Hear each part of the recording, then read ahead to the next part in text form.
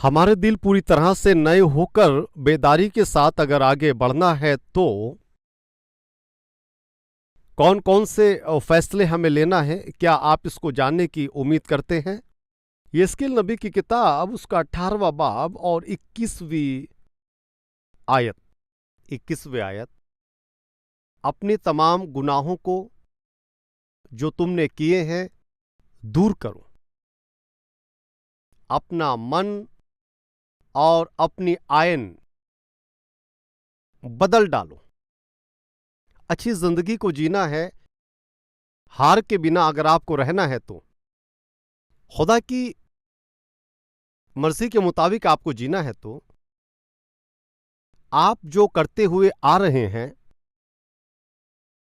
हमने जो किया है जाने में या अनजाने में करना है ये कहकर या बिना मर्जी के किया, हालातों की वजह से, जल्दबाजी में या फिर किसी दूसरी वजह से, अपने द्वारा किए गए बुरे कामों को, क्या लिखा है, तुम्हारे किए गए कामों को, सारे बुरे कामों को है या फिर कुछ ही कामों को है, सभी को क्या करना है, छोड़ दो।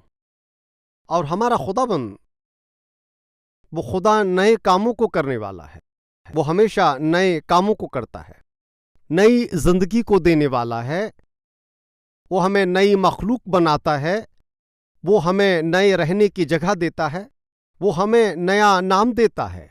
हमारा खुदाबंद हमारी पुरानी जिंदगी की गंदगियों को मिटाकर सब कुछ वो नया कर देता है। आप में से कितने लोग आज एक नई जिंदगी की चाल में जीना चाहता हूं, कितने लोग आज अपने हाथों को दिखाएंगे? नई जिंदगी को जीना है तो कलाम में क्या लिखा है, आइए देखते हैं। तुमने जो किया है, हां, तमाम नाराजगी के कामों को छोड़कर अपना मन, अपने आईन बदल डालो। एक शख्स को नया मन और नए आईन चाहिए तो उसकी जिंदगी में सबसे पहले एक काम होना है, वो क्या है बताइए?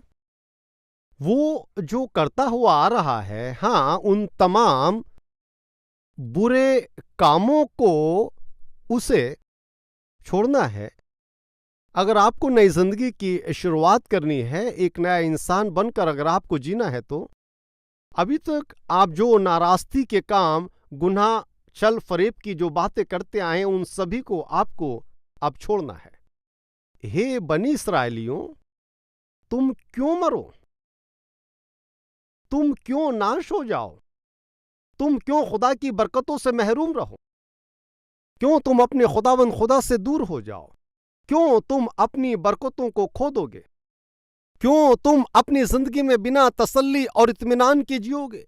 हे बने इस्राएल के घराने, मेरी बात सुनो। तुम जो करते हुए आए हो उन तमाम बुरे कामों को छोड़ दीजिए। नई जिंदगी को, नए आईन को अपनी जिंदगी में पाली। अब ठीक है, जो करते हुए आए हैं उन गलतियों को अगर हम छोड़ देंगे तो क्या होगा? और हमने जान लिया कि नई जिंदगी को, नए आयन को हम अपनी जिंदगी में हासिल करते हैं। और इतना ही है, 18वां बाब और 26वीं आयत को मैं पढ़ता हूं। जब सादिक अपनी सदाकत से बाज आए और बदकिरदारी करे और उसमें मरे, तो वो अपनी बदकिरदारी के सबब से जो उसने की है मरेगा। और अगर शरीर अपनी शरारत से जो वो करता है बाज आए और वो काम करे जो जायज और रवा है, तो वो अपनी जान जिंदा रखेगा। सादिक अगर अपनी जिंदगी में सदाकत से बाज आए तो वो नाश होगा, और शरीर अगर अपनी शरारत या गलतियों को वो छोड़ देगा तो लिखा है बच जाएगा। उसके बाद अब 28वें आयत लिखा है, इसलिए कि उसने सोचा और अपने सब गुनाहों से जो करता था बाज आया, वो यकीनन जिंदा रहेगा और वो ना मरेगा। एक शरीर अपनी शरारत को छोड़कर और उन तमाम गुनाह के कामों को जो वो करता है उन सब को छोड़कर खुदा के रास्तों में चलने से उसके किए गए तमाम गुनाह माफ किए जाएंगे और वो जिंदा रहेगा। ऐसे है क्या? अब हम देखते हैं उसकी 24वीं आयत। लेकिन अगर सादिक अपनी सदाकत से बाद आए और गुनाह करे और उन सब घिनौने कामों के मुताबिक जो शरीर करता है करे, तो क्या वो जिंदा रहेगा? उसकी तमाम सदाकत जो उसने की फरामोश होंगी। वो अपने गुनाहों में जो उसने किए हैं और अपनी खताओं के सबब से जो उसने की हैं वो उनमें मरेगा। अब ये कौन है? ये सादिक है। दो लोगों के लिए हम देखते हैं, एक सादिक है और दूसरा शरीर। एक सादिक गलती करने से वो अपने ऊपर गुनाहों और लानतों को मानो मोल ले लेता है, और एक शरीर अपनी शरारतों को छोड़कर खुदा के रास्तों में चलने से वो जिंदगी को पाता है और अपनी भलाई को करता है। और इन तमाम बातों के मद्देनजर हमारे बीच में कुछ ऐसे लोग हैं जो रास्तबाज तो हैं लेकिन गुनाह भी करते हैं, और कुछ हैं जो शरीर तो हैं। आज इन बातों को सुनकर रास्तबाजी से जीना है ऐसे ख्याल करने वाले भी यहां पर हैं। मैं पूछता हूं, आज आप कौन हैं? रास्तबाजी से जीते हुए गुनाह की जिंदगी में मौका देते हैं या फिर इन बातों को सुनकर फिरते हैं, अपनी जिंदगी को सुधारने की उम्मीद रखते हैं? आप कौन हैं? सादिक अगर सदाकत से हटे और वो गलती के काम करे, सादिक के किए गए कोई भी रास्तबाजी के काम उसे उसकी सजा से नहीं बचा सकते। लेकिन शरीर अपने गुनाहों से तौबा करके मानकर उन्हें छोड़ देने से उस वक्त किए गए कोई भी गुनाह वो बदल ना सके, उसको रोक नहीं सकते। लेकिन एक सादिक कहलाने वाला इंसान बुराई के कामों की तरफ फिर से मत जाना, लेकिन एक शरीर इंसान अपनी बुराई को छोड़कर आज से ही पाक जिंदगी को जीने की मर्जी को करें। और खुदा के जलाल के लिए जीना है तो क्या करना है? नई जिंदगी की शुरुआत करना है, नई जिंदगी को पाना है तो क्या करना है? जो बुरे काम करते आ रहे हैं उनको छोड़ देना है, ये पहली बात है। उसके बाद पतरस रसूल का पहला खत, उसका पहला बाब, 14वीं आयत, और फरमाबरदार फर्जंद होकर अपनी जहालत के जमाने की पुरानी ख्वाहिशों के तावे न बनो, बल्कि जिस तरह तुम्हारा बुलाने वाला पाक है उसी तरह तुम भी अपने सारे चाल चलन में पाक बनो। क्योंकि ये लिखा है, पाक हो इसलिए कि मैं पाक हूं। क्योंकि मैं पाक हूं, हमारा खुदावंद पाक है, इसलिए हमें भी पाक रहना है। इस तरह से खुदावंद कहता है, इसलिए हमें पाकीज़गी से रहना है। तीसरा रोमियो के नाम खत, उसका 12वां बाब, 2री आयत, और इस जहान के हम शक्ल न बनो बल्कि अक्ल नई हो जाने से अपनी सूरत बदलते जाओ, ताकि खुदा की नेक और पसंदीदा और कामिल मर्जी तजर्बे से मालूम करते रहो। और इस दुनिया के हम शक्ल न बनो। इस दुनिया और दुनिया में जो है तुम उसके पीछे मत दौड़ो। और दुनिया में जो कुछ है वो खुला है। क्या है बताइए? आंखों को देखना। अपनी आंखों की एहतियात से हिफाजत करें भाइयों और बहनों। आपके बदन का चिराग आपकी आंखें हैं, इसलिए उन आंखों को आप पाक और साफ रख सकें, उन आंखों को पाक रखें, और तब आपका पूरा बदन वो रोशनी से भरा रहेगा। और आपकी आंखें अच्छा होने से आपका बदन भी अच्छा रहेगा। इस सच्चाई को मत भूलिए। इस दुनिया के हम शक्ल ना बन के खुदावंद क्या कहता है? तुम्हारी अक्ल के नए हो जाने से तुम्हारी सूरत और सीरत बदलती जाए। बदलते जाने से यहां पर क्या मकसद है बताइए? हजरत ईसा मसीह एक पहाड़ पर गए और वहां पर उनकी शक्ल बदल गई। इसका मतलब क्या है? वो खुदा के नूर से भर गए और वो नूर से भर गए। राइट। पौलुस रसूल गलातियों के नाम खत 4 बाब में फरमाते हैं, एक बार हम देखेंगे 4:19, हे मेरे बच्चों, तुम्हारी तरफ से मुझे फिर जन्ने के से दर्द लगे हैं, जब तक कि मसीह तुम में सूरत फिर से न पकड़ ले। उन्होंने क्या कहा? वो क्या फरमाते हैं? मसीह की शक्ल जब तक तुम में जड़ ना पकड़ ले, मैं जनने के दर्द से कराहता हूं। और वहां क्या लिखा है? इस दुनिया के हम शक्ल ना बन के तुम्हारी अक्ल के नए हो जाने से बदलते जाओ, बदलते जाओ। और यहां पर वो क्या फरमाते हैं? हे मेरे बालकों, तुम्हें जब तक मसीह की सूरत जड़ ना पकड़े, मुझे जनने का सा दर्द है। यानी हर एक मसीही इस दुनियावी बातों को छोड़कर अपनी जिंदगी और अक्ल को बदलकर मसीह में अपने आप को बदलना है।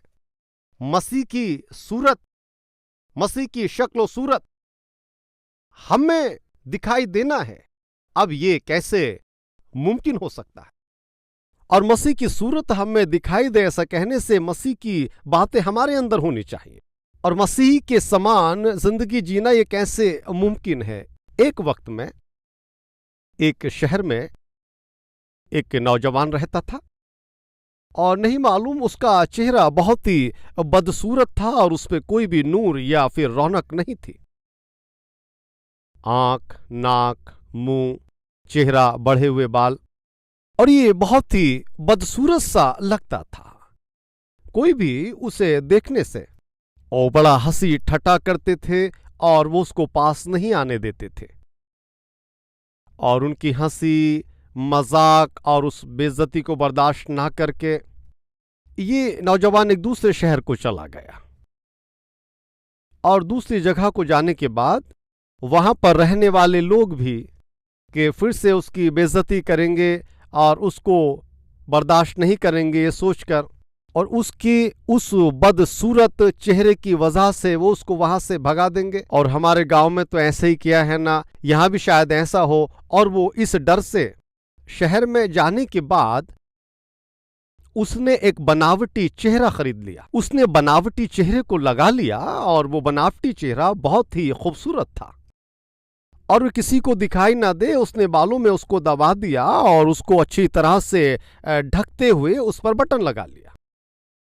और चेहरे को छिपा कर रखने वाले उस नकली चेहरे को पहनकर उसने एक बटन लगा लिया और इस तरह से वो अपनी जिंदगी बसर करने लगा। और ऊपर से लगाया गया जो नकली चेहरा है वो बहुत ही अच्छा है, वो बहुत खूबसूरत है और अब उसे जो कोई भी देखता था बहुत खूबसूरत है, इस तरह से लोग कहते थे।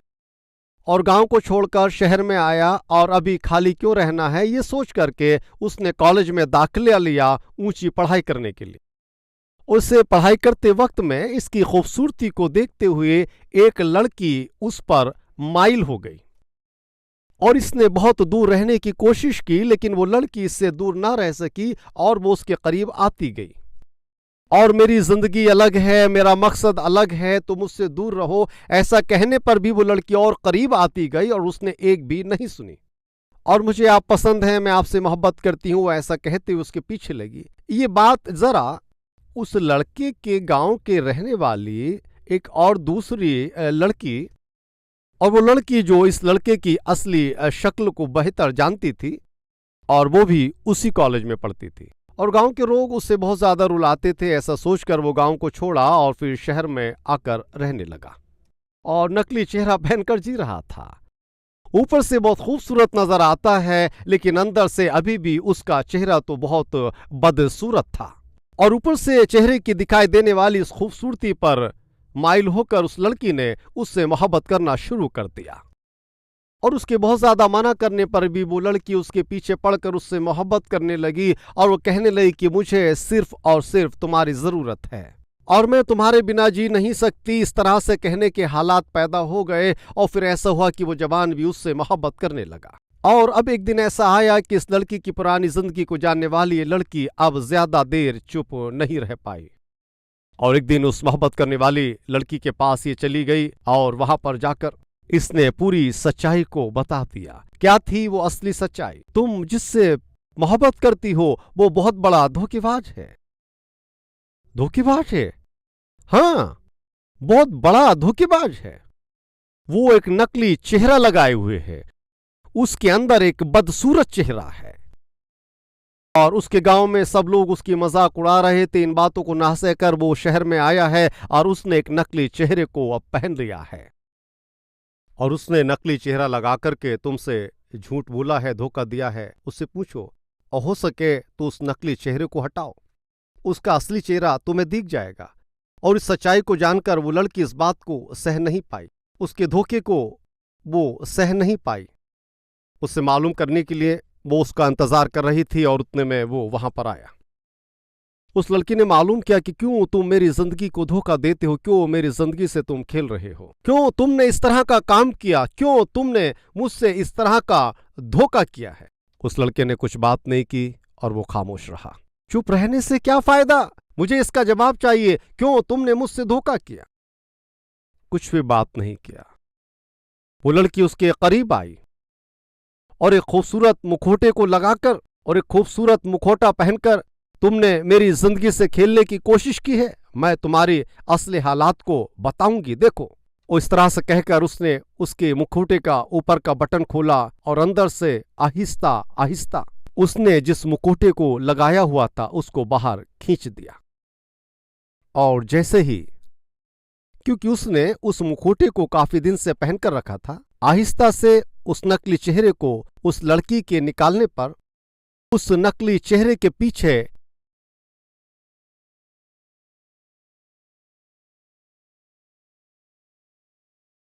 एक बहुत अजीब सा चेहरा वहां पर उसे देखने को मिला।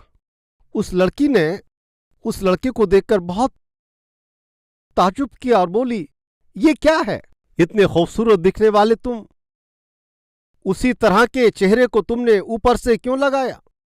ये क्या है, मैं खूबसूरत हूं, इतना खूबसूरत दिखने वाला मुझे मुखौटा क्यों पहनना चाहिए था? हकीकत ये नहीं है, मैं बदसूरत हूं, मेरा चेहरा बड़ा बदसूरत था। लोग मुझे देखकर हंसते थे, वो मेरा मजाक उड़ाते थे और लोग मेरा बहुत मजाक उड़ाते थे। इन बातों को सह नहीं पाया और मैं शहर में आया, यहां पर भी मेरा सब मजाक उड़ाएंगे, इसलिए दिन रात ये मास्क पहनकर मैं जिया।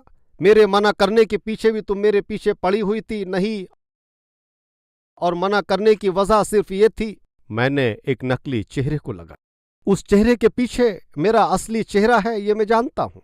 उस लड़की ने कहा, तुम उसको असली शक्ल क्यों कहते हो, बड़ा खूबसूरत चेहरा तो है, और मेरा चेहरा खूबसूरत कैसे हो सकता है? वो जब ये कह ही रहा था तब उस लड़की ने अपने बैग से उसने उस आईने को दिखाया और जब उस शख्स ने उस आईने को अपनी आंखों से देखा, दिखने के बाद क्या हुआ आप जानते हैं।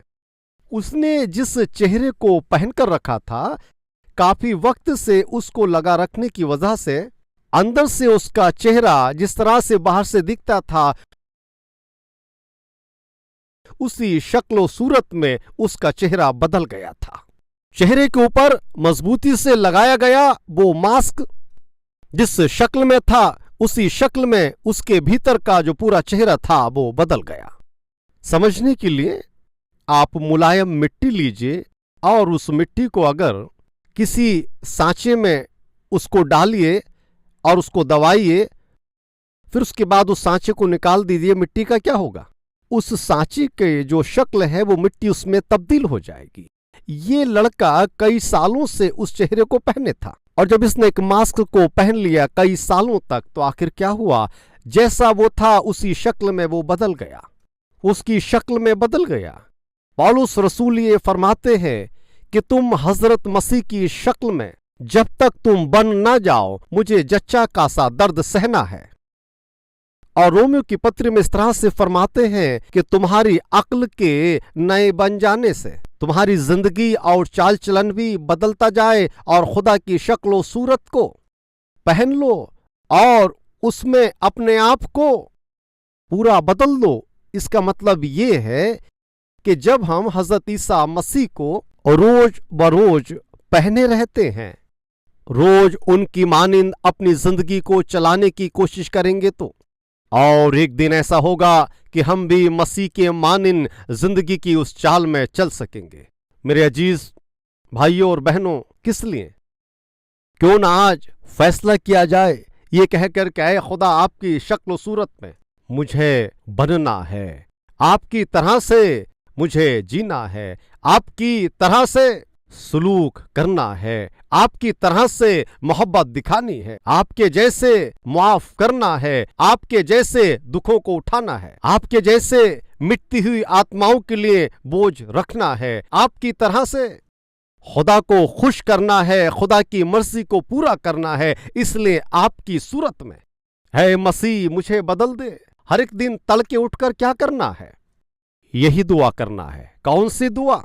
है मसीह, आपकी शक्ल में और आपकी सूरत में आप मुझे बदल दीजिए। ये कैसे मुमकिन है? हर दिन मसीह को पहनने के मार्फत ये बातें मुमकिन हैं। सबसे पहले हमने ये सीखा कि बुराई के तमाम कामों को छोड़कर नई जिंदगी को शुरुआत करें। दूसरा क्या है? हमारा खुदावंद पाक है, इसलिए हमें पाकीज़गी से जीना है। तीसरा क्या है? इस दुनिया की मानिंद हमें नहीं बनना है। इस दुनिया के हम शक्ल ना बन के हमारी अक्ल के नए हो जाने से हमारी तहजीब व तरबियत चाल चलन बदलते जाना है। यानी मसीह की सूरत पर हमें बदलते जाना है। इसका मतलब हर एक दिन मसीह को पहन के चलो। और क्या होता है मसीह को जिंदगी में पहनने से? एक दिन वही मसीह आप में दिखाई देंगे। वो हजरत मसीह आप में दूसरे लोग देख पाएंगे। इस तरह की तरबियत हमें मिलने से ये कितना बेहतर होगा। और अब इसके आखिर में फिलिपियों के नाम खत 2 बाब 13वीं आयत, क्योंकि जो तुम में नियत और अमल दोनों को अपने नेक इरादों को अंजाम देने के लिए पैदा करता है, वो खुदा ही है। हम जो करना चाहते हैं, जैसे हम जिंदगी को जीना चाहते हैं और कैसे हम जिंदगी को जी सकते हैं, उस तरह से जीने में हमारी मदद करने वाला वो कौन है? वो खुदाबंद मसीह है। अजीज भाइयों और बहनों, आप किस तरह से जीने की उम्मीद रखते हैं और क्या उस तरह से जीना ये आपके लिए मुमकिन है? लेकिन इस तरह की जिंदगी को जिलाना ये मेरे खुदा के लिए बहुत मुमकिन है। खुदा का कलाम क्या फरमाता है? 12वीं आयत, बस ए मेरे अजीजों, जिस तरह तुम हमेशा से फरमाबरदारी करते आए हो, उसी तरह अब भी ना सिर्फ मेरी हाजिरी में बल्कि इससे बहुत ज्यादा मेरी गैर हाजिरी में डरते और कांपते हुए अपनी नजात का काम किए जाओ।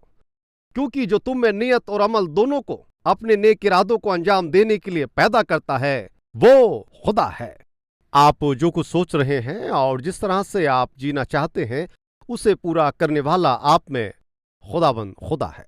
और आप कहेंगे कि मुझसे नहीं हो पा रहा है, मैं इस तरह से जिंदगी जी नहीं पा रहा हूँ, गुस्से को अपने कंट्रोल में मैं नहीं कर पा रहा हूँ, और मैं अपनी जुबान को कंट्रोल नहीं कर पाता, मैं अपनी आंखों को, मैं अपने बोलने के तरीके को, मैं तमाम चीज़ों को काबू नहीं कर पा रहा हूँ। लेकिन मैं कहता हूँ भाई और बहनों, आप जिस तरह की जिंदगी जीने की उम्मीद रखते हैं, उसी तरह की जिंदगी को जीने के लिए खुदा आपको वो कुव्वत दे सकता है कि आपके अंदर वो काम हो। खुदा उस लिए काम करेगा और वो खुदावंद ही है। और खुदा ये चाहता है कि नई जिंदगी को और नए आइन को हमारी जिंदगी में होना चाहिए। अब दूसरा, खुदावंद पाक है और हमें भी पाकीज़गी से बिल्कुल जीना है। अब तीसरा, इस दुनिया के हम शक्ल जिंदगी ना जीते हुए मसीह की शक्ल और सूरत में और उनके साथ उन तमाम बातों में हमें बदलना है।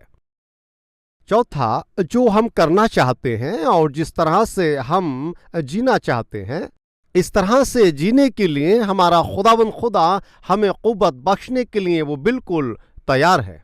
और ऐसी क़ुव्वत से ज़िंदगी जीने वाले अगर तैयार हैं और जो लोग हाँ कहते हैं, आइए हम सब मिलकर दुआ करेंगे। हम दुआ करें।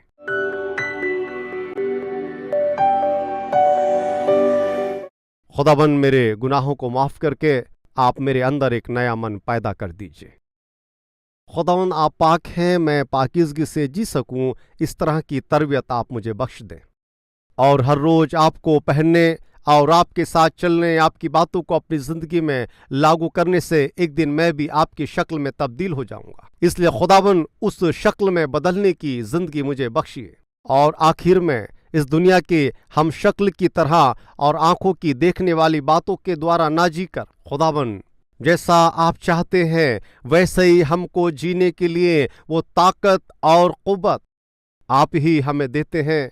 आपकी मर्जी के मुताबिक जीने के लिए खुदावन खुदा जो क़ुव्वत हमें चाहिए वो हमें अता फरमाए। मसीह यीशु के वसीले में मांगते हैं खुदा, आमीन।